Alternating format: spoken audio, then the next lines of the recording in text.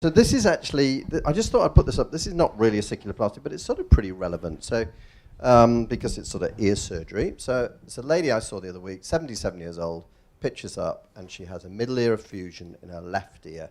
3-week history of decreased hearing. And you know the sort of thing that happens worldwide?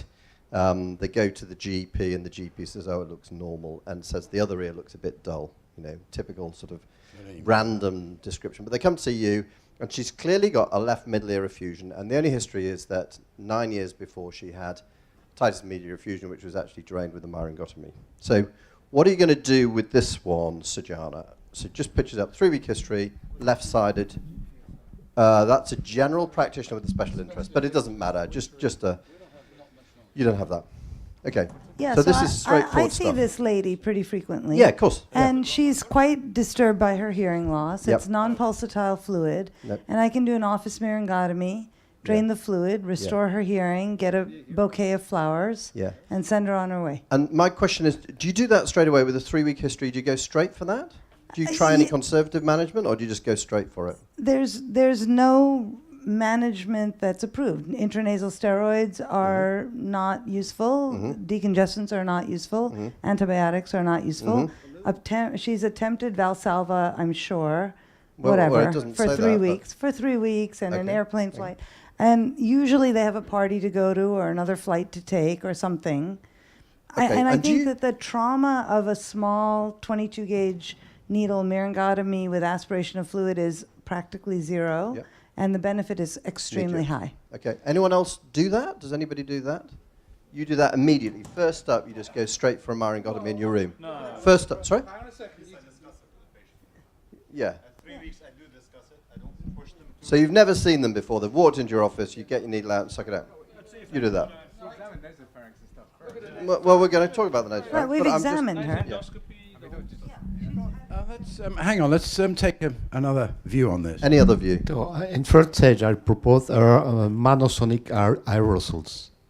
You know, this is aerosols that like pressure in order to blow the station with high pressure. So something like this? Yes. Do you know, have you heard about this thing? No, it is not. It is a passive system. I speak of the machine that make active pressure. This, monosonic like this. aerosols. We call like it this French. one, Thibaut. This sort of thing, maybe.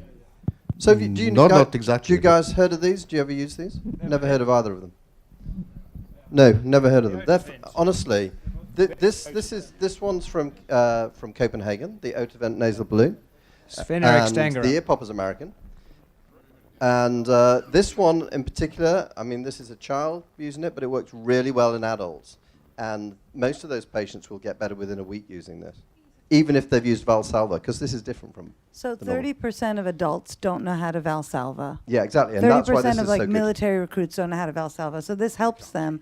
But This is easy for them. They can do it, and the kids from 5 can do it, but the adults do it really well. Could I ask a question? This is $10. Yep. Sorry, go on. By the way, I have an ear popper, and I bring it. I once brought it on the plane with my family because I thought as we're coming down. And it didn't do a whole lot, but it got a lot of attention. A lot of people were looking at us like, "What is that family up to?" Why do we call it a Valsalva? It isn't, is it? No. But I mean, that's what, and you know, what do It's you a think? I mean, why do we modified call it? politzerization technique, But that, really. in literature, it's always Valsalva, and it's really not. Not in our paper. A It's not. Valsalva. It is. We've done a paper on ear popper, and we call it a modified Pulitzer deviation. What's it? Assuming. Yeah, it's published.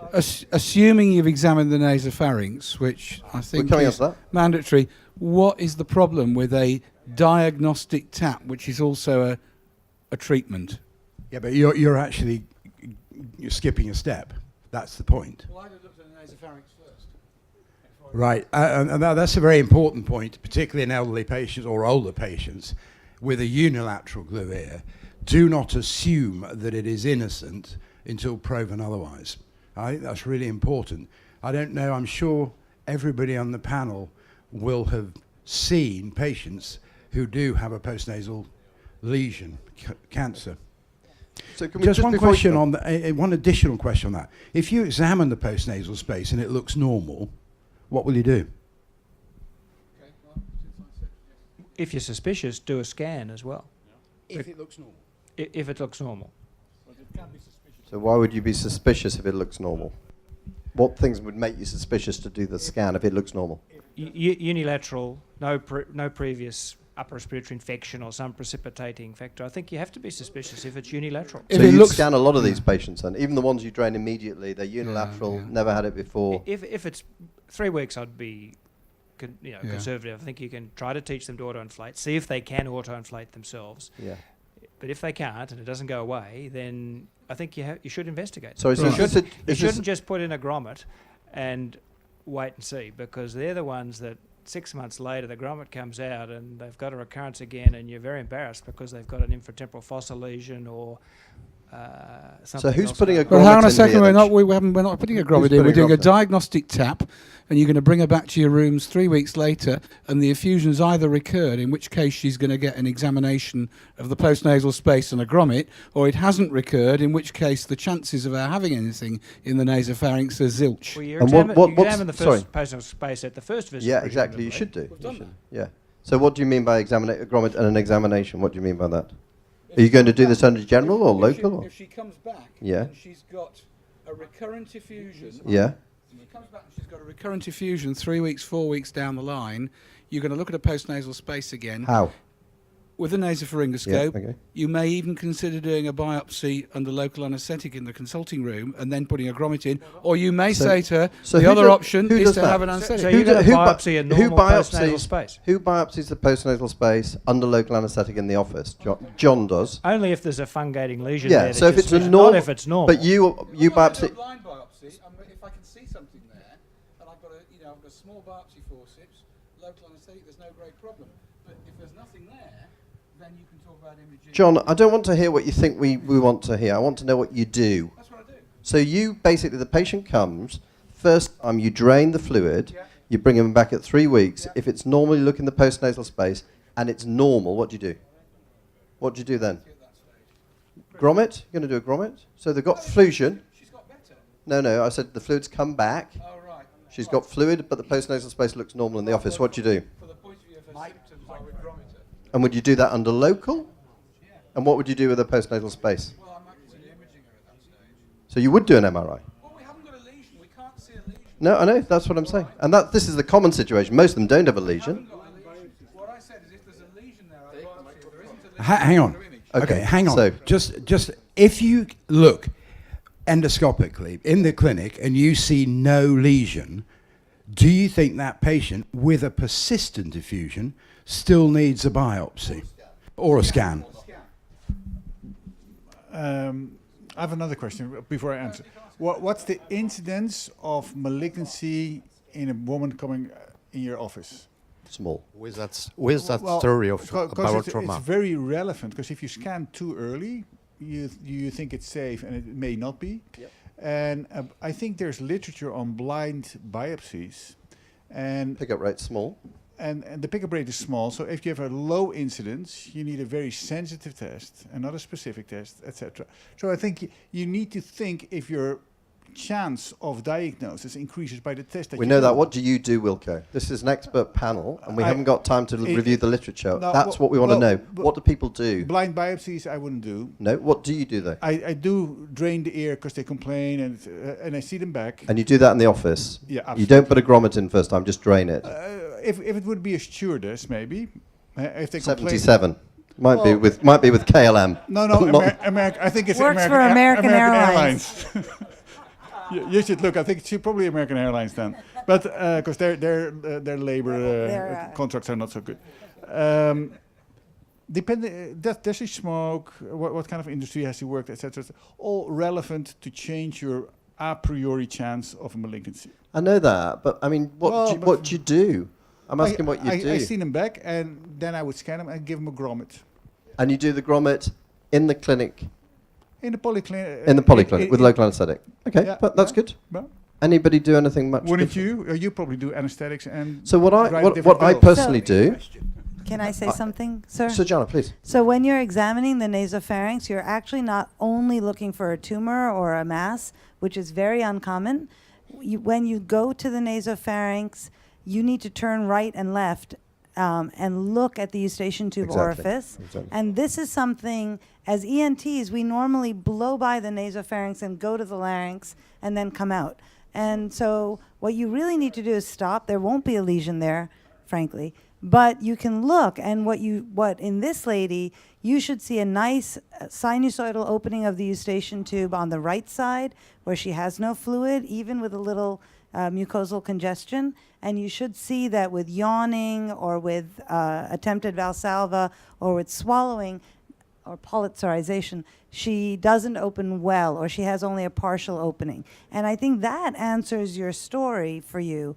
And I would immediately drain the fluid and see her back in 3 weeks. Yeah, okay, that's good. Do you mind saying that? So for me, I don't think you can make that assessment. I disagree that you can make such a clinical assessment of function looking with a scope. You know, it's totally great agree, theory. yeah. I think it's. I've done it. Yeah, you need video and you need slow motion if you want to really see how that tube works. I've run a eustachian clinic for 10 years and seen lots of these patients, and I can't tell the difference functionally looking at the thing. And I've slowed it down. We did the whole video slowing, whatever. Maybe people like Dennis Poe can. We've done thousands, but in 10 years of seeing thousands, maybe hundreds of these slow mo, I still can't tell the difference between wall function and non-wall function. I don't think it gives me that much information. Sometimes it is obvious, but most times it hasn't been. So, I mean, I'm asking you guys a question. Personally, I never drain the fluid in the clinic, but I always give them a balloon, and a huge number of them get better. And if you don't do it, I'd really recommend it. For $10 in a week, half of them are better. I give them this Otavent balloon. I tell them to buy that. $10, they buy that. What about a bit of Drixine and Sudafed? Yeah, and I give them a nasal decongestant. That's what I personally do. But then when they come back, It's against the guidelines. it's not against the UK guidelines. There's no evidence at all to support, and in fact, evidence not to support the use of those in otitis media with effusion. Well, there is evidence to support it. There are a number of papers that suggest it works. Blanchard et al. Shows that it works. No? Okay. Sorry, Chris, I know we're not supposed to ask you, but what is the problem with draining the fluid? This woman's desperate. She's come She's to not see desperate. you. Well, they are. They come to you and they say, I can't stand this. My husband's with me. He'll tell you I'm unlivable with. It's only been going on for 3 weeks. You know, what's the problem? This is her audiogram. She's not desperate, and if you tell her, use this balloon and come back in a week and we'll see how you're doing, then she comes back. She's fine. Mine are not desperate. I'm happy with that, I honestly. kind of agree with the desperation in the sense that a 70-year-old in my office usually has significantly worse hearing. And you add on top of that an air bone gap, and then their word recognition all of a sudden drops, and they are miserable. In one ear? In one ear. Yeah, they're very unhappy. Well, I know this And if lady, you and can you're solve all it- wrong, and she was happy, and she used the balloon. You But what I can want solve to it know very then, quickly. that you drain, let's push it on. So you drain the I fluid, did 10 and it comes back. So what tubes do you use? She's had a fusion 10 years before. You've drained it in your office. Oh, the other one thing I wanted to ask you, do any of you guys in the States do LAM, the laser assisted? Not anymore, that's gone. Okay, fine. Okay. And do you just stick the needle through, no anesthetic, just pop it through the drum? Yep. So I touch the drum with a drop of phenol. So it stings, doesn't it? It the stings phenol? it burns like crazy for a Yeah, second. the needle doesn't like that. hurt, but the phenol hurts. But then I can put in the needle, I attach it to a 1 cc syringe, So- and I just withdraw the Aspirate. fluid. And a single then hole. A single hole, and then if there's more fluid after I aspirate, I use a number 3 suction. Try without phenol, then you don't get the stinging. Needle doesn't hurt them. I do. Just try. Yeah. Yeah, exactly. I think you don't need to anesthetize the ear. It's more putting the anesthetic in than it does putting the Incision, the radial incision, Yeah. 2 maybe 3 millimeters. Yeah. But I spray the ear with the normal cytokine, and I'll have the patient sit like this. 5 minutes, and then they feel nothing unless you touch the skin of the ear canal. Okay. Yeah. 5 minutes. You know, I do at least 3 or 4 myringotomies on adults every office hours, and I use phenol, just a tiny little drop. Yeah. What's that? Every time I'm there, I'm seeing patients who need. So you do it all the fluid. time? Yeah. All the time, and Great for I think phenol is fine. Most of them really don't react. It's just a real small droplet, And it's I good for billing. prefer in a case like this not to use a needle because that perforation is closed the minute you finished. And Yeah, I agree would with that. prefer to make kind of a large myringotomy so that it's open for at least a few days. I'm sure that's a good. No, 2 millimeters. no, a radial myringotomy that's maybe 2 to 3 millimeters in size. Okay, in well a this week, is this but is that's good. that's a day. I So think. let's say it heals up and the fluid comes back. What's your preference with tubes? What feed? Well, first of all, I mean, well, I would put. I usually use Armstrong tubes, and they're silicone. They're soft, so that in the office they're very easy to put in. Yeah, People do that in the office as well. Yes. And just remind me what you're going to do with the postnasal space. So you've looked at this lady. It looks okay. The fluids come back. I'm not that worried if they recurred only in 3 weeks. For me, that's not enough time for an inflammatory condition to resolve. So No, sure. the fact that she came back 3 weeks later, I would put a tube in. I wouldn't worry all that much. I'd probably scope her at that point, but I wouldn't do any imaging. No, okay. Not yet. No, I'd wait. I think the history of onset of, if she's very clear that it did happen as she was landing, or there is a very clear onset of this, and with a normal nasopharynx, I think the chance of having infratemporal fossa tumor or anything like this is almost zero. But let's look at it the other way. How many people have biopsied a normal postnasal space and seen a tumor? Any ever done that? I've done that. So you'd do a blind biopsy before imaging? Well, I'm asking you the questions because my practice, what I was brought up to do, I'll tell you what I do. But what I was sort of brought up to do was that when we had unilateral effusions, we used to give them a GA and put a grommet in and biopsy the postnasal space. And I do that with a 30 degrees. Imaging means that. I think modern imaging has improved since the days you taught that. Sure, I'm sure that's right. But I asked this question at another meeting, and a lot of people don't image at all. They just look with a flexiscope. That's fine. But I think but I wouldn't then go and do a blind biopsy without these days imaging. And any biopsy of the nasopharynx should be image guided. In terms of looking at imaging in advance. So see an image first. And if the images normally don't bother. Exactly. Yeah. I would say there's no indication for blind biopsy of the nasopharynx these days unless there's something on imaging to go for. I think that's fine. Chris, comments, I think, or thought from the floor? Yeah? Come and speak on them. Chris, can I present a case?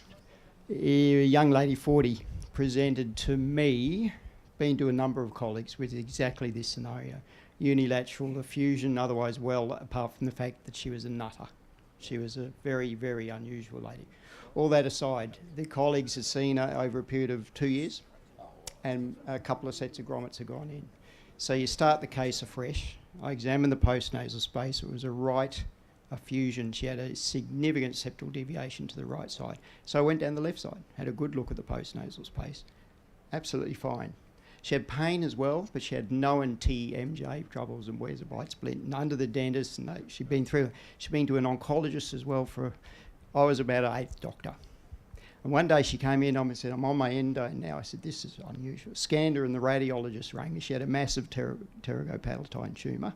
So I think that single case forces me to scan them all. Yeah. Well, I'm certainly aware of cases where everything's looked normal. So I'm definitely feeling that for a persistent effusion, I mean, maybe this story needs to go a bit further before you do that, to do the scan. Interesting. Anyway, I think if you've had cases which you, in the old days, as everybody who's English here will know, we would give them a GA biopsy. And I've had about 3 patients who have had, behind apparently normal mucosa and normal postnasal space, have had a tumour. Now, I know that's a little anecdotal, but it's just the thing that sort of things stay with you.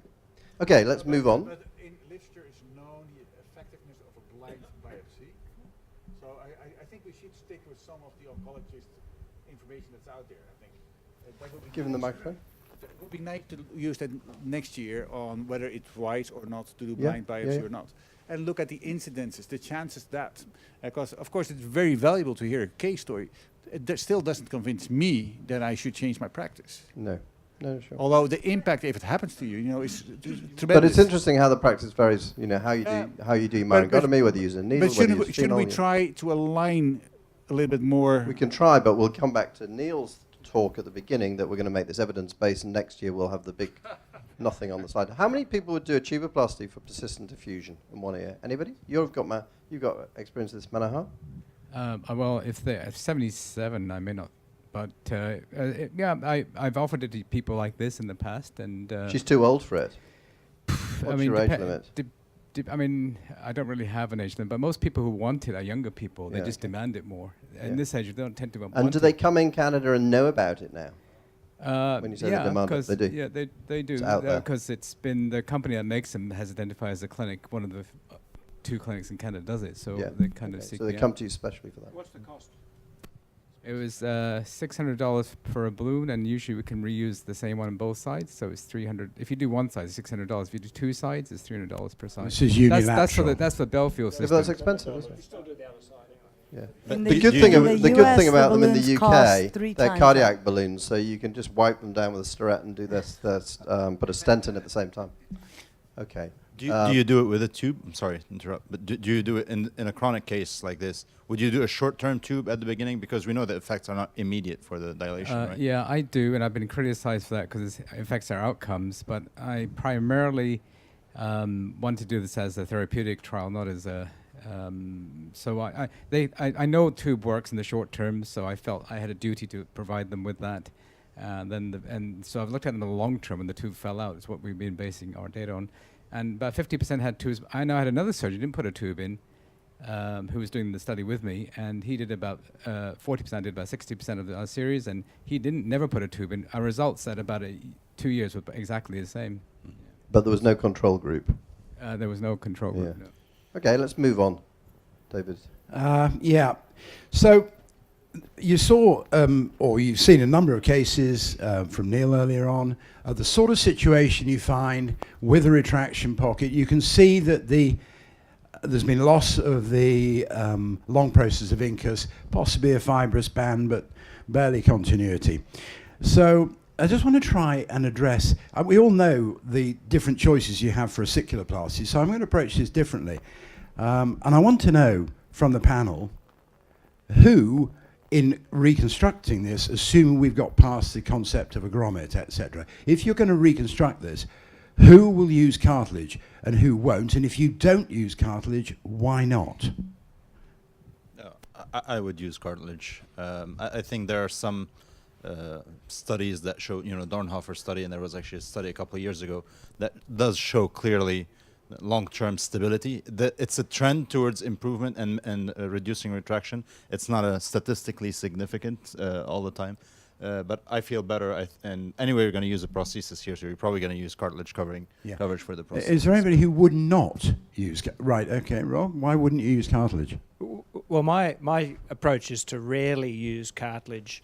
Occasionally use it for attic reconstruction, but in fact most of my attic reconstructions are done as part of an intact canal wall combined approach technique, and I use bone pate as but in this case? In this case, I would either use an incus interposition, or if I used a prosthesis, then I would cover the prosthesis with cartilage. So that's my indication for cartilage use, is to cover the prostheses. Okay, so you're saying you would use an incus transposition here? You've got incus. You're probably going to have to take a fair bit of that posterior drum out.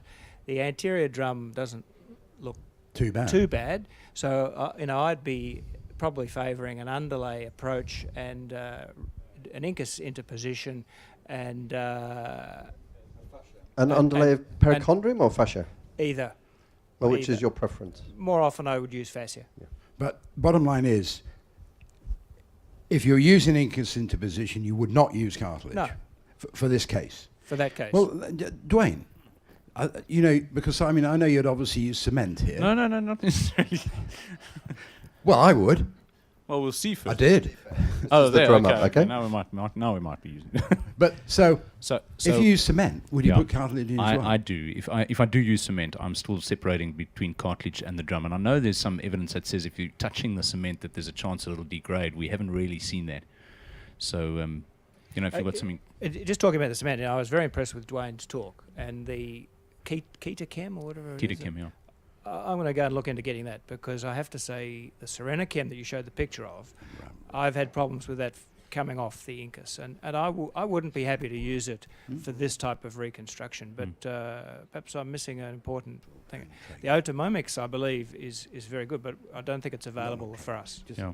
It's too expensive for us, but it's available. Long-term older people.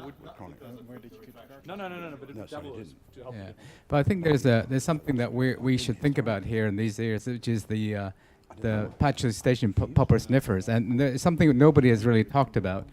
And I've done a lot of work on just removing the patch distension symptoms by mass loading the eardrum. We published that study many years ago. And then if you put a cartilage underlay in those patients, they stop sniffing because the cartilage reduces low frequency vibration. They don't hear the low frequency vibration of their voice, and reduces the symptoms of patch distension tube. They stop sniffing. So the cartilage in those patients has a double effect. It reinforces things, and it stops the sniffing behavior a lot of the time. That's progressing the disease in both ears. We did that, so we published the first 20 patients with reduction of the symptoms of patch distension tube with cartilage by using a TM Can I ask technique. you then to take that further? Let's say this was an 8-year-old. Would you still use cartilage?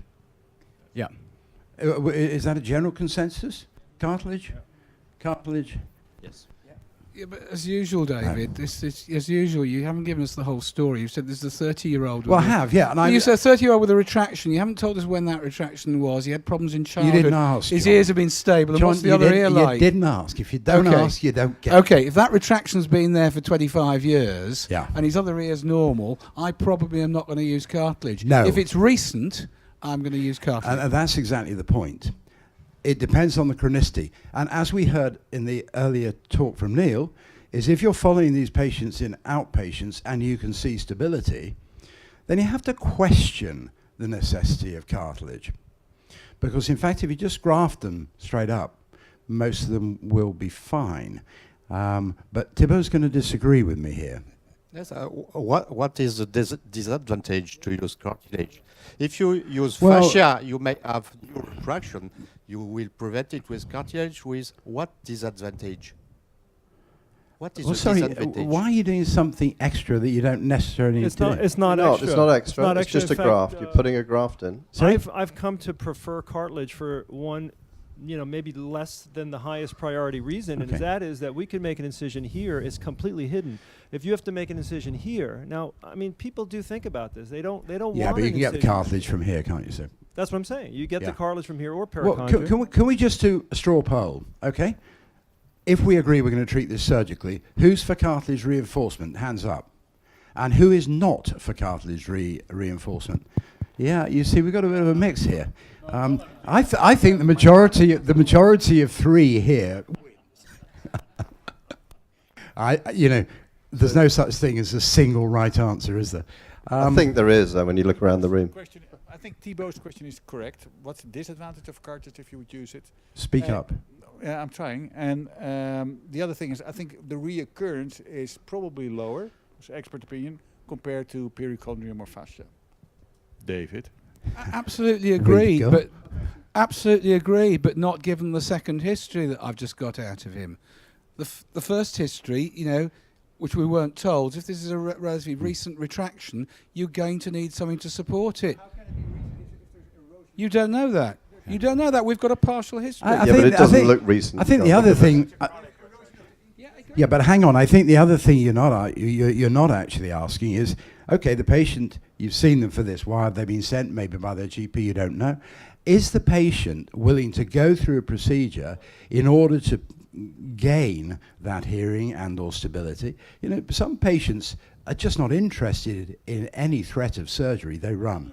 Okay, well, Well, this, in patient, England, this obviously, patient is, because we've got the ear open here. So the next question is for the panel is what you're going to do. So you've opened the ear, that's what you've got. We've decided most of you are going to use cartilage, some of you use perichondrium.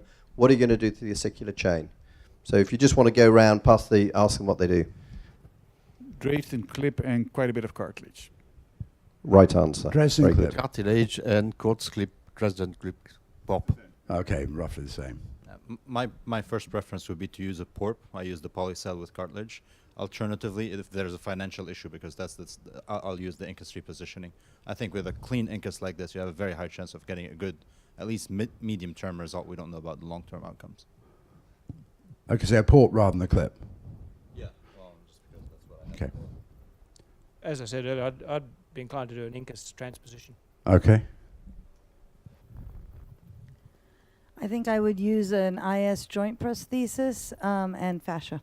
And which one do you use? What's the IS joint use? The K-helix works pretty well. K-helix. In my old days, I actually have excellent outcomes with the Applebaum, but I don't use it now. So you're not using cartilage. I'm not using cartilage. Okay, fine, good. No, it's less than 3 millimeters, that gap, so I would use, well, it looks like it's less than 3 millimeters. I would use definitely Ketochem cement. And cartilage, obviously. There we go. 1, 2, 3, 4, 5 different opinions. Yeah, go on. Any more? I used to use the clip, but I'm trying the cement. So right now I'm going through a phase of trying cement for these. Okay. I've used cement. We use hydroxyapatite Otomimics, and I actually don't really find that they are durable results. I think when there's soft tissue lying on them. Okay, so what would you use? I would either do an incus. I would either do a malleus relocation, and then either a PORP or a TORP. Probably a PORP these days. Or if the geometry is good, I would just use a PORP. Okay. Okay, well, you know what I'm going to say. I mean, I've given up using cement, so I would relocate the malleus and band it with a tool. Okay, so we have three And fascia. basic options. We have cement, a clip, and a PORP. Huh? That's what I'm just going to do. Okay. So we have 3 choices: cement, clip, PORP. Okay. So hands for cement. Torp. Incus. Or TORP. Yeah. Cement. PORP. Clip. You're not part of the audience. What do you mean by a PORP and a clip? I don't know what you're talking about. You're talking about the Incus Stapes clip, I thought. No, we were talking about Dresden clip. The Dresden clip. Oh, right. Oh, well, in that case, we had another option. So I think the PORPs are basically the clips. They're going for Dresden clip, and the one was Sojana. And how many would use the Incus interposition? Yeah. Okay. It's, again, a very widespread. No right answer. Well, there is a right answer. I gave it in my lecture. Were you not listening? Yeah. Yeah, a good didactic Actually, I'm comment. interested in this K helix thing because I've never got that to work properly. So I would like to. You need cement with it. You need Do cement. you use cement as well? Yeah. Okay, and you wouldn't just use the cement on its own then? I think it's a bit of a long, when the... So you don't need... You can use this without cement, okay? It's better with cement. So I use it with cement, but I defer to you because I think you have more experience than I. But I think that the gap is a little big for only cement. Okay. I don't have the fantastic outcomes you've had. When the Incus is sort of tapered and just kind of nudging the head Then of you the use cement on stapes, its own. then the cement is very nice to use. But I'm interested in your otomimics that you feel at long term it's not so great. Well, the other thing is, maybe I don't have the magic hands that Dwayne has, but the most frustrating thing is that you've set it all up. You've got that thing dried and everything, and then you go to check the mobility of the ossicular chain, and then you see the cement crack. Yeah, but you shouldn't do that. You shouldn't do that. Well, You have to have wait, good stories. You wait and wait. You've got to entertain everybody whilst you leave it alone. You got to go do Exactly. another case in another room and then come back. Yeah. Neil. Again, I asked this question of Dwayne. But with that cement, the way in which it's described, the best way of using it is that you don't have mucosa between the bone and the cement.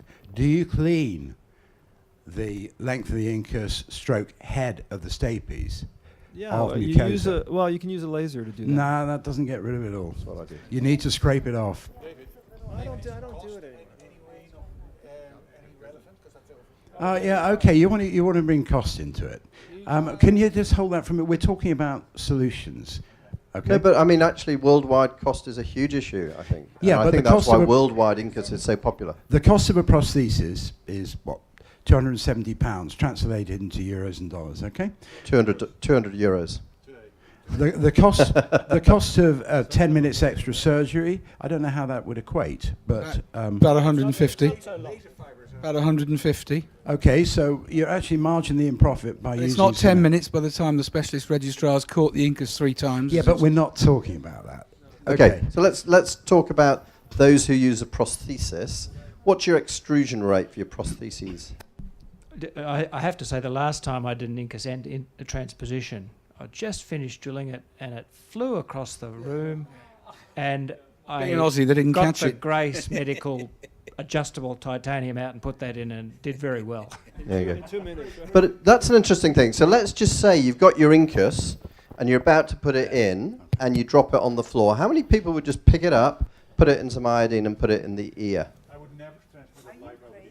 We're allowed to put our hands up. That's a bit I'm not crazy. Yeah. Did the nurse see you do it? Yeah. And report you Put it in the Well, I'm talking about somebody dropping it. Of course, I don't drop anything. But interesting. So nobody would do that. Nobody would pick it up and put it in alcohol and put it in there. Anybody do that? Depends where it went. Can't do that. Okay. Medically, legally, you can't do that, but let's just think Okay, for those listening on the internet, I wouldn't do that, okay?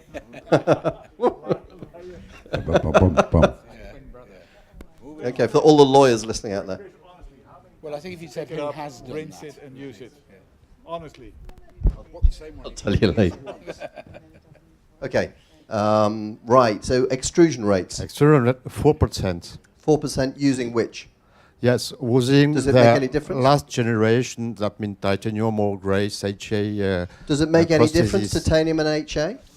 No. No. Do you need cartilage for HA? We were talking about this I earlier on. use cartilage in all cases. All cases. Yes. All cases. And with cartilage extrusions, 4%. Very good cartilage. But you, I mean, when we see the ears you do, they're different from Robert's. They've got worse eustachian my tubes. cases. Yeah. My cases. So you do some tough chronic ears, don't you, really? Yes, yes. Yeah, in a way. Yeah. Okay. Anyone else, any idea what their extrusion rates are? It's nearly all the patients with poor eustachian function, irrespective of the prosthesis. I would guess slightly higher. And Yes? yeah. You not look at your figures? What about your evidence base, recently, Wilco? no. Come on. There's a microphone. Yeah, exactly. Okay.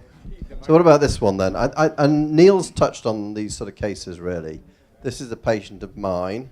Lovely 15-year-old girl, very athletic, is a sort of high-level triathlete, but 15, she's a kid. And these are her 2 ears, and that's her audiogram. Okay, well, she's successful as a triathlete at the moment, and her ear's under control. You It's monitor. not under control. She gets intermittent right otorrhea after swimming. Yeah, but you're watching her with a scope in the clinic. Well, I'm asking you With what an to do. endoscope, I wouldn't do anything at the moment. Is there an effusion on this one? The right? Well, you can see it, and I think Is there a middle ear effusion? I don't think there is, but I don't think there's any middle ear space. And she's got that audiogram. There's always some middle ear space. There's, The protympanum and there's a tiny bit at the front, but here this is basically adhesive all the way around. It's not going to reinflate, and you're going to have her getting more otorrhea if you ventilate it.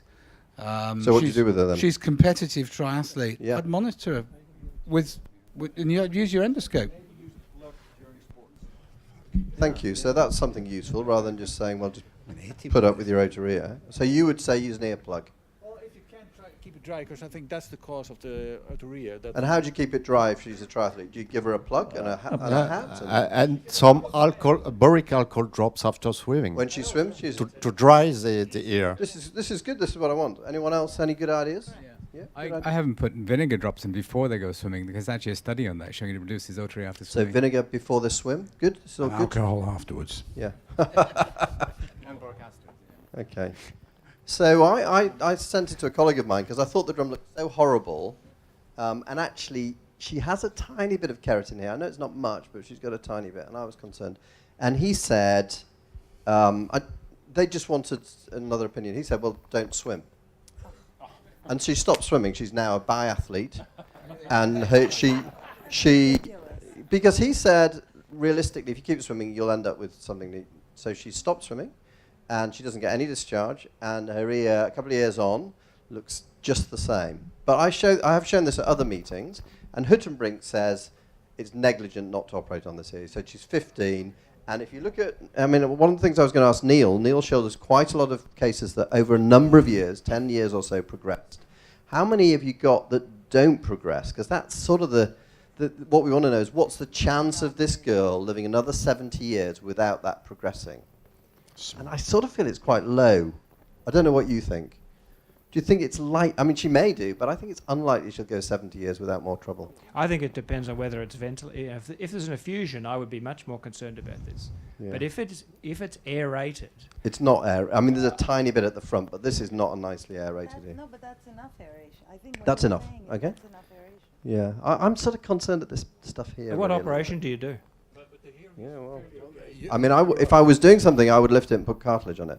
But I just wonder with Neil's experience of the progression, how many of those do you think, well, actually, if I'd known, I'd have gone a bit earlier and done the cartilage and then maybe got a slightly better result. I'd maybe kept the chain. It's a tricky, that's what we want to know, isn't it? Who's going to progress? I think what concerns me here, that you made an earlier comment that somebody said it would be negligent. This was Huttenbrink in Germany. And the Germans, as we know, Thomas are there any Germans in the audience? Yes, there are. Are there any Germans, if you raise your hand? Okay. Yeah. Oh, there's one. Yeah. Point him out. Well, if you'd like to go and stand outside and then...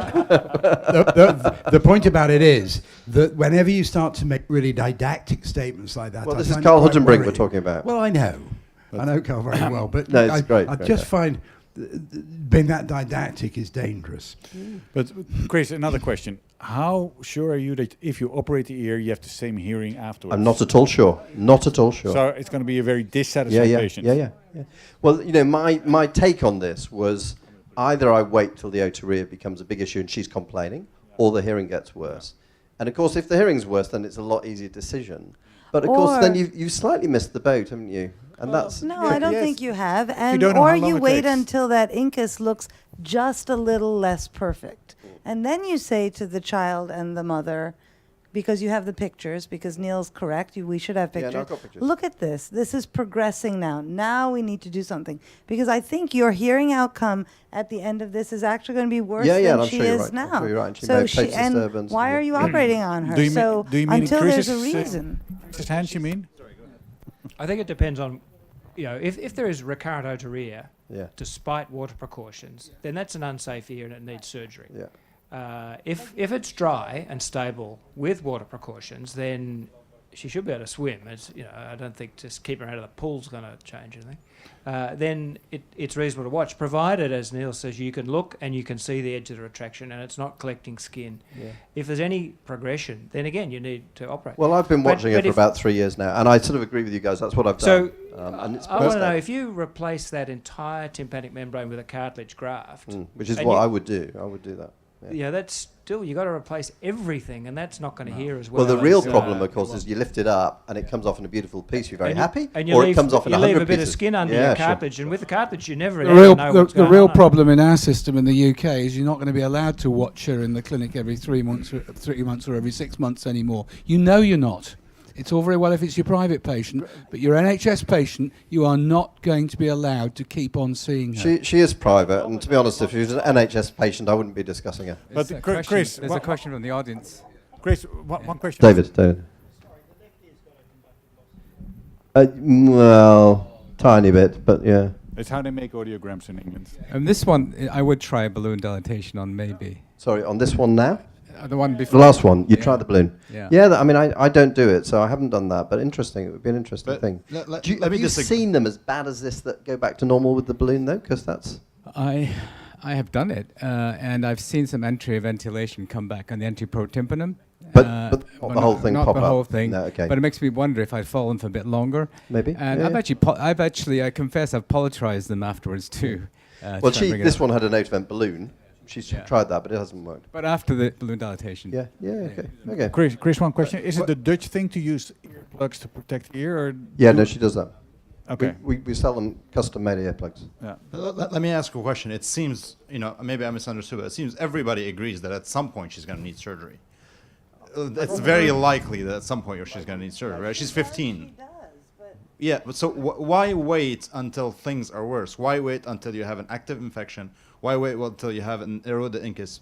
I understand we're all scared of raising a flap like this and maybe leaving one or two cells But I don't think behind. we're waiting until she's worse. I think we're waiting until she shows a sign of a negative change. So I guess but she has active otorrhea. I guess the question then, Sajani, we just got her out of the water. So on this point, okay. So the question is, we're monitoring her. We've decided to do that. We're worried that. How often do you see her?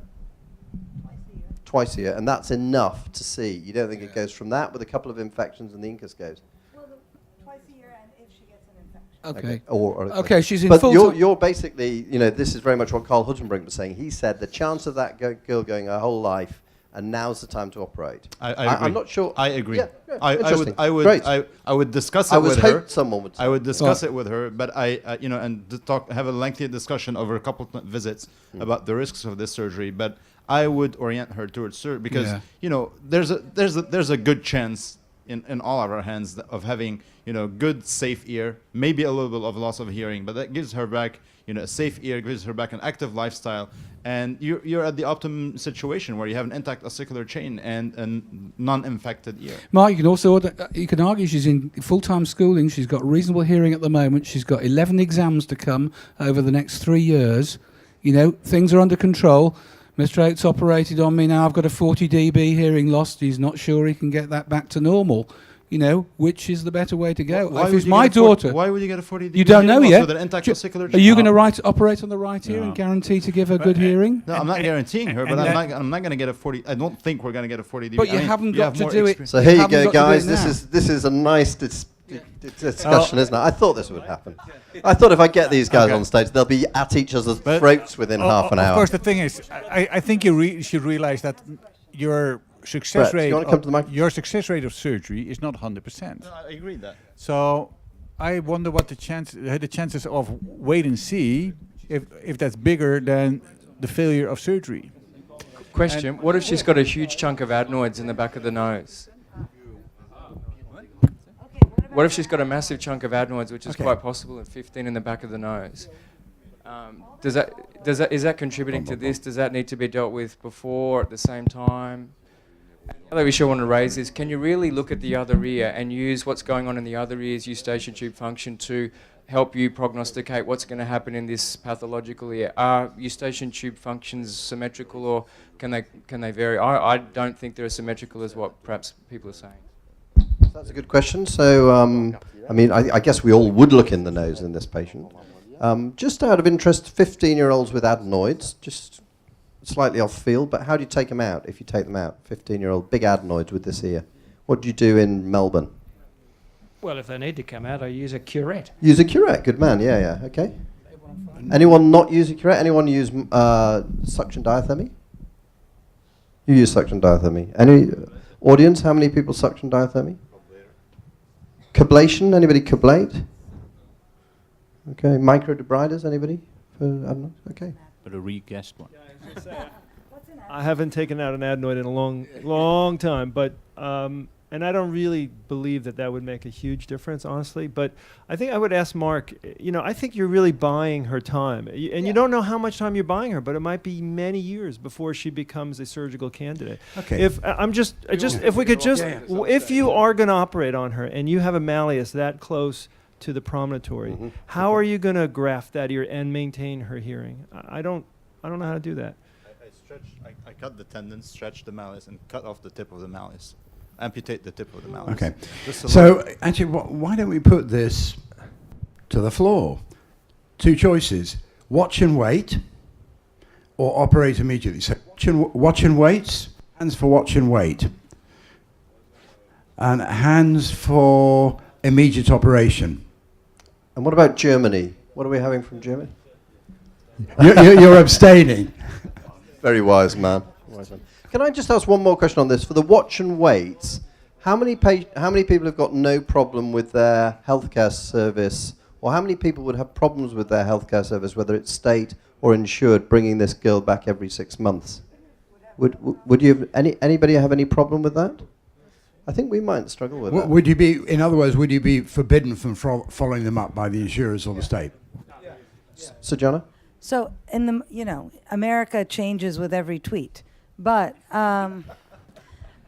ooh, let's keep politics out. Well, I mean, it is we're talking now politics. politics. Somebody's going to trump it. We're talking about idiots in legislative arenas making patient care choices. And President Trump, this is going out live on the internet, so we expect Hey, a tweet in the Donnie. morning, please. You heard it first here. But I think the limitations we do have are for older individuals for routine audiometry. So somebody over 65 who's on Medicare, which covers over 65 and Social Security disability, blind or deaf, they cannot get routine audiograms more than once a year, or that will not be covered. Children are in a special category still, and for active disease, because you're right, Mark, this is active, inactive, right? So non-infective, but active disease, quiescent. Thank you, Googly. It's okay. So,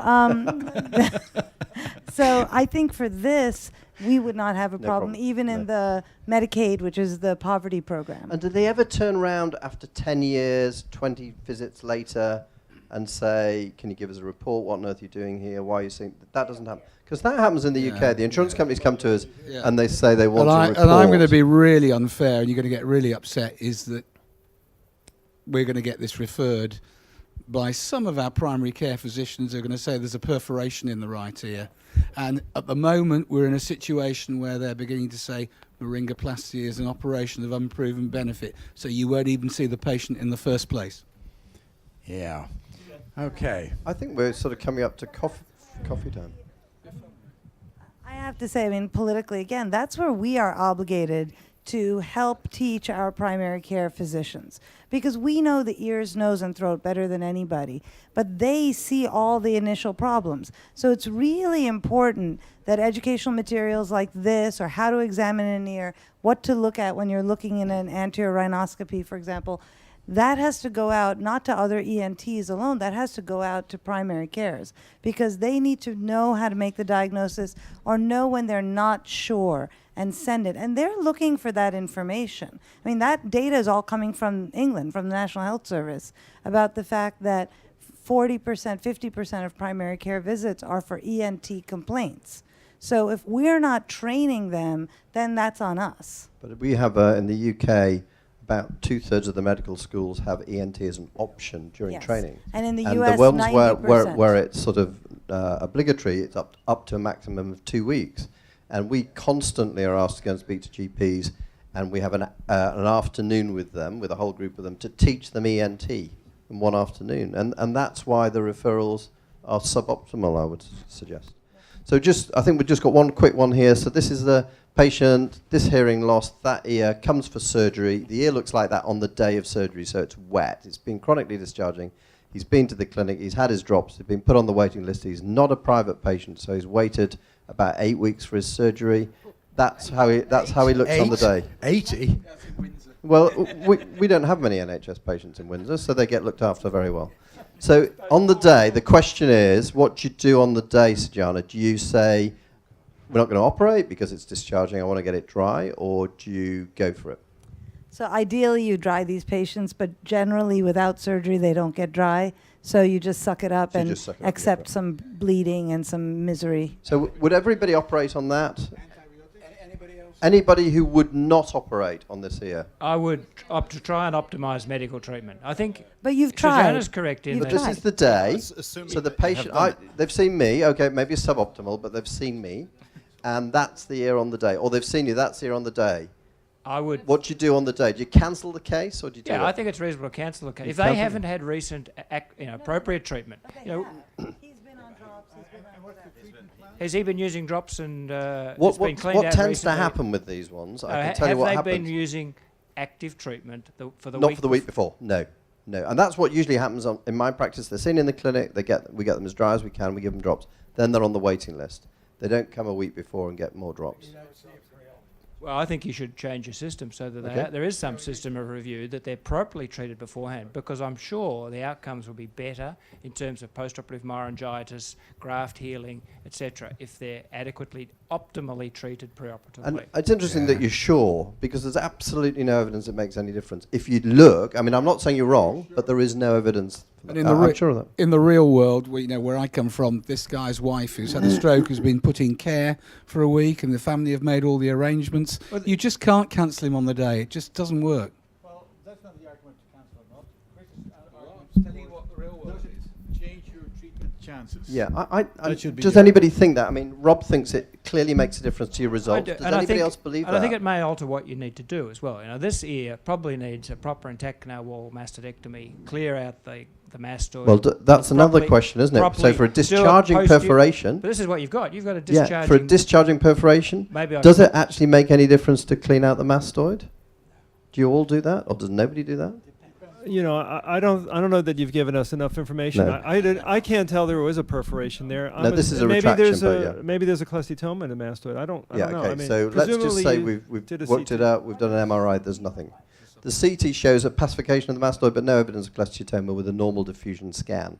So I don't think this is cholesteatoma. This is an ear I've seen for a while. It's retracted. There's a bit of mucosa. It's sort of one of these ones where it goes down onto the promontory and becomes mucosal. Chris, I think the point which I think you emphasised at the beginning was this is a long-term, frequently recurring. Chronic, that's what that means. Yes, but I'm just trying to re-point this out. Yeah, no, sure. You know, it's a chronic thing. Yeah. I'm going to use your terms. Yeah. I don't understand medical terms, you know that. But, you know, the trouble is with these people, you never really get them entirely dry. And so it's how dry do you need to be before you So Rob, I think Rob's dead right. I could probably on the NHS, we could adjust it so we got a better optimization. But we do see these a lot. And I'm not convinced it makes a big difference. Well, let me ask and I'm another also question. not convinced that you need to drill out the mastoid for a discharging perforation. I think a lot of people have decided it's not necessary. So let's just change the situation. You've got a perforation that's discharging. Do you drill out the mastoid or you just repair the drum? So if it's just chronic disease Yeah. of the mastoid, I would tend towards only doing tympanoplaty. Yeah. And yourself? Well, I would tend to do the Mastoid? Manaha, you're the... So on the CT it's a pacified, but... And it's discharging. I So would wet- then, because I think wet there's a load of inflammatory sump there. sump of Yeah. inflammatory that's going to keep coming back potentially. It's pretty easy to do a master while you're there. It doesn't add that much to the case. I would do it. So Very if you good. do a And mastoid, Anil? does that include doing a posterior tympanotomy and opening the facial recess properly? It could, Because you've got an attic could, block, but you know, I'm you really can't just clear trying. the I'm mucosa trying to around remove the the I'm vesicular trying to chamber remove the or- granulation tissue as much as I can. It's primarily what I'm trying to do. It's interesting because we were all taught that, but there's really no evidence to back that up at all in terms of results. Yeah, it doesn't make any Well, I mean, I think in my practice, probably I would have treated the patient with, you know, drops for a week prior. You're just making But me if feel bad now, No, guys. no. The only reason I'm saying that is because if you're going in with the idea of fixing the hearing, and that's Yeah. the priority Yeah, of yeah. the surgery, then you have to optimize the conditions before you Yeah. go in. If you're going there because of chronic discharge, then for sure I would do a mastoid. I mean, that, would, you know, you for would. me, that's kind of where the drainage is coming from. Okay. Let's hear the French perspective. I think we'll just finish with Thibaut, and then we're going to have some coffee. So if she had before good treatment, local treatment with steroids and antibiotics in drops, I could operate the ear on this status. And there is, in fact, no evidence that the results are really worse. If there is acute suppuration, then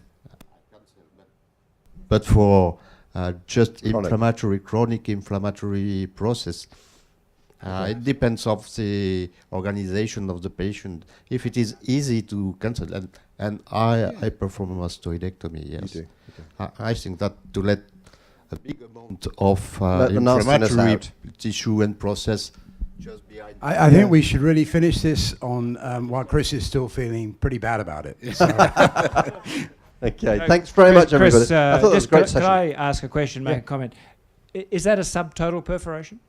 This basically is a retraction. It's perforated. Do you know how they sometimes retract down off the malleus onto the promontory, and then at some stage it becomes mucosal? So there's drum here with some tympanous sclerosis. This is retracted. There's a little bit of drum here. What did you do? I took the thing out and put cartilage in. My approach coffee, is to yeah. do an overlay graft, which Yeah, yeah, I yeah. have found extremely reliable in this sort of technique. And Susanna was trained in Well, the you same were at the way, house but clinic. doesn't do it. Yeah, yeah. But I still practice very much a traditional house approach, overlay graft tympanoplasty, which I have found extremely reliable. Good. Thank you very much. Thanks, everyone. That was fantastic.